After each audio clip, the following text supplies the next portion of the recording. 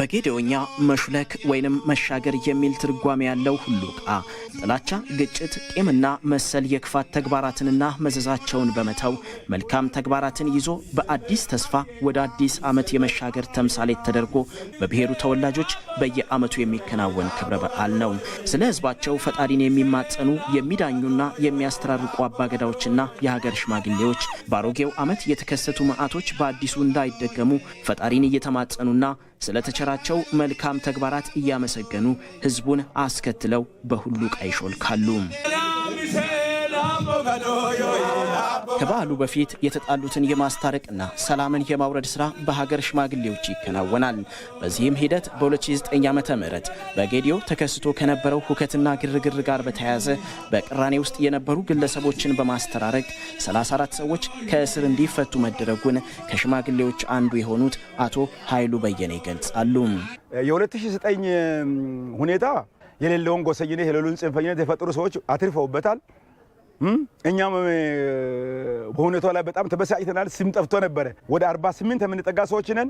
ቤት ለቤት በመሄድ ትሪት በማድረግ ባሎቻቸው ለሞቱባቸው ሾፕ በከተማ ድሪያ ለመስጠት የከተማ ከንቲባ ቦታ በመስጠት አንድነትን ለመፍጠር ቁርሾ በሌለበት ሁኔታ ለመቀጠል ሞዴል የሆነ ሰላም በአካባቢ ለመፍጠር ያደረገው ሁኔታ ተሳክቶልን ወደ 34ቶቹ ተፈተዋል ማለት ነው። የሁሉ ቀን ባህላዊ ስርዓት የሚመሩ የጌዲዮ አባቶች ተሰሚነታቸውና ከህብረተሰቡ ጋር ያላቸው ቁርኝት ከፍተኛ መሆኑ ለዞኑ ሰላም የጎላ አስተዋጽኦ ማበርከቱንም አቶ ኃይሉ ይናገራሉ።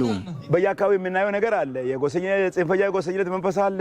እነዚህ ነገር ሁሉ ጥሩ እንዳልሆኑ አባቶች ስለተረዱ በዚህ የተነሳ ወጣቶች እዚህ ትራክ ውስጥ ስላሉ እዚህ ቦይ ውስጥ ስለሚፈሱ እኛ ጋር የተረጋጋ ሰላም በጣም አስተማማኝ የሆነ ሰላም ያልክ የሚተው ልጅ ያለበት አካባቢ ስለሆነ ይሄን ለማስጠበቅ ተብሎ ነው አሁን ይሄ ዛሬ በዓል የተዘጋጀው ነው። በቀጣይነትም አንድነትን በማጠናከር ለሀገር ሰላም መጠናከር የሀገር ሽማግሌዎች ከማህበረሰቡ ጋር በላቀ ትስስር እንደሚሰሩ የጌዲዮ አባገዳ ደንቦ ቢማሩ ይገልጻሉ። ሳኤጥያና ለማኩማና ሳላነ ወጋና እንጃማርቴጥዮና ከባለፈው 2009 ዓመተ ምህረት ጀምሮ በጌዲዮ ዞን የደረሰውን ችግር ተከትሎ አባገዳዎች፣ የሀገር ሽማግሌዎች፣ የሃይማኖት አባቶችና የተለያዩ የህብረተሰብ ክፍሎች በመሰባሰብ አንድነትን በመፍጠር ግጭቶችን ለማርገብ የተጣሉትን እያስታረቅን ሰላምን የማውረድ ስራ ስንሰራ ነበር። ከዚህ በኋላም በአንድነት በመሆን በዞናችን የጸጥታ ችግር እንዳይፈጠርና ጠንካራ ሰላም እንዲኖር ከማህበረሰቡ ጋር እንሰራለን። አባገዳዎችና የሀገር ሽማግሌዎች በባህላዊ መንገድ ለሰላም የሚያበረክቱት አስተዋጽኦ ከፍተኛ በመሆኑ ይህ ተግባራቸው ሳይበረዝ እንዲቀጥል መንግስት ድጋፍ ያደርጋል ያሉት ደግሞ የጌዲዮ ዞን አስተዳዳሪ አቶ ገዙ አሰፋ ናቸው። የባህል አባቶች በተለይ ሰላምን ለማስጠበቅ የነበራቸው ሚና ከፍተኛ ነው።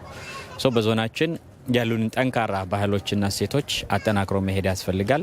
ከምንም አይነት ጣልቃ ገብነት ምንም አይነት የመበረዝ ሁኔታ ሳይኖረው በራሱ መሄድ የሚችልበት ስርዓት እንዲኖር በተለይ ህዝብን የበለጠ ማጠጋጋት የሚችሉ አንድ ማድረግ የሚችሉ ባህሎቻችን ላይ በራሳቸው መሄድ እንዲችሉ ድጋፍ እየተደረገ ነው። ጥላቻን በማስወገድ አዲሱ ዓመት ሰላም ብቻ የሚዘመርበት እንዲሆን በመመኘትና ለዚህም ምክክር በማድረግ የአባቶችን ምርቃት በመቀበል ጌዲዮዎች ወደ አዲሱ ዓመት በአዲስ ብሩህ ተስፋ መሻገራቸውን እንዲህ በባህላዊ የሁሉ ቃ ስርዓት አብስረዋል።